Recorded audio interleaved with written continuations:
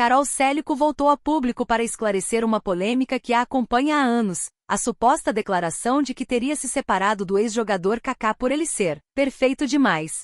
Em entrevista ao podcast Pode Falar, a influenciadora negou veementemente ter dado tal declaração e classificou a repercussão do caso como uma construção de imagem distorcida e prejudicial. Segundo Carol, a frase, que circula na internet há cerca de 2 anos, nunca foi dita por ela. A influenciadora relatou que na época em que o boato ganhou força, estava grávida de seu filho caçula Rafael, e optou por não se manifestar imediatamente para evitar estresse e preservar sua saúde e a gestação. Ela descreveu o período como extremamente difícil, marcado por ataques constantes, o que classificou como uma misoginia fortíssima. Para a influenciadora, a situação foi politizada e transformada em uma ferramenta de ódio contra mulheres, alimentada por uma idealização excessiva da figura pública de Kaká. Ela ressaltou que a construção dessa imagem de perfeição em torno do ex-jogador é tão pesada que qualquer narrativa contrária acaba sendo alvo de ataques severos.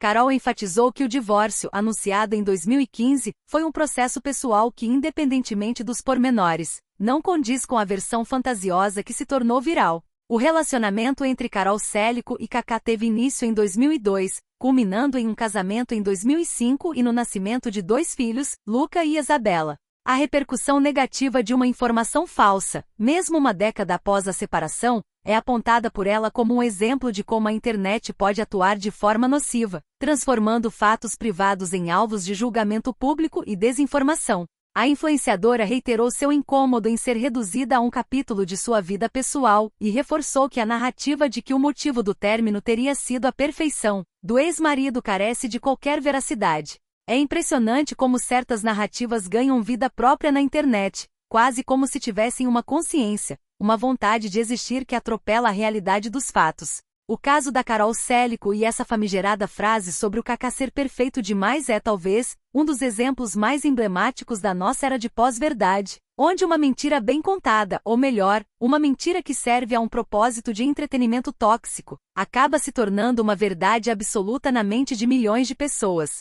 Quando a gente olha para a trajetória da Carol, percebe que ela tem sido alvo de um escrutínio público desproporcional desde que surgiu na mídia, ainda muito jovem, lá atrás quando começou a namorar o Ricardo Isaacson dos Santos Leite, o Kaká. Para quem não se lembra, ou para quem começou a acompanhar a vida dos famosos mais recentemente, a Carol Célico não é apenas uma ex-esposa de jogador de futebol. Nascida em São Paulo em uma família de classe média alta, ela teve uma criação que a inseriu muito cedo nesse ambiente de exposição. O namoro com o Kaká, que na época já despontava como uma das maiores promessas do futebol mundial, colocou a jovem Carol sob os holofotes de uma forma quase inevitável. Eles se casaram em 2005, em uma cerimônia que parou o país e que foi acompanhada por uma cobertura mediática intensa. Naquela época, ela era vista como a companheira ideal, a esposa de atleta, que se encaixava perfeitamente no padrão de comportamento esperado para uma celebridade daquela magnitude, discreta, religiosa,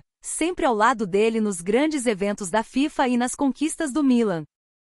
O que a gente precisa analisar aqui, com a frieza que o tempo nos permite, é que a Carol, durante todo aquele período, foi moldada por uma expectativa alheia. Havia uma idealização fortíssima sobre o casal. Eles representavam, para muita gente, o ápice da perfeição, jovens bonitos, ricos, bem-sucedidos e profundamente ligados a dogmas religiosos.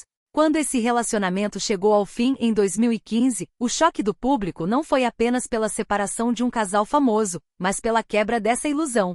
E é exatamente aqui que a história começa a se distorcer. Quando a imagem que o público cria de você não condiz com a sua realidade humana, qualquer movimento que você faz é interpretado como uma traição a essa imagem. A Carol, ao longo desses anos, tentou reconstruir sua identidade. Ela se tornou influenciadora, empreendedora, fundou ONGs, se casou novamente e constituiu uma nova família, mas parece que para uma parcela do público, ela está condenada a ser, para sempre, a mulher que supostamente desperdiçou a perfeição do Kaká. Essa frase de que ele era perfeito demais é, na verdade, uma ferramenta de ataque, uma forma de diminuir a autonomia dela. Ao dizer que ela o deixou porque ele era bom demais, o público, ou pelo menos aquele nicho que adora um linchamento virtual, automaticamente a coloca na posição de vilã ou de mulher insensata. É um mecanismo de defesa da própria audiência, que não aceita que o casamento do ídolo nacional tenha acabado por motivos que, como em qualquer relação, só dizem respeito aos dois.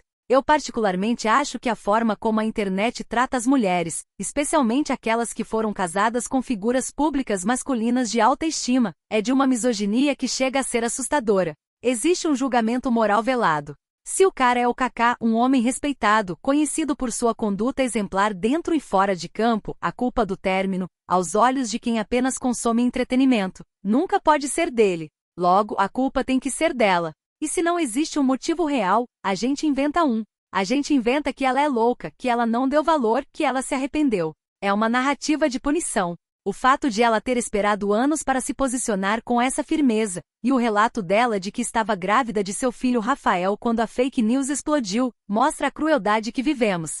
Imaginem o peso psicológico de ser atacada por milhões de pessoas, tendo que lidar com uma mentira, justamente em um momento de extrema vulnerabilidade física e emocional. Isso diz muito sobre o estado da nossa sociedade atual, que não tem o menor pudor em destruir a saúde mental de alguém em nome de um meme ou de um clique. A Carol Célico de hoje é uma mulher muito diferente daquela menina que subiu ao altar em 2005. Ela amadureceu, aprendeu a blindar sua vida privada e, acima de tudo, aprendeu que não deve explicações a ninguém sobre o que aconteceu entre quatro paredes quase uma década atrás.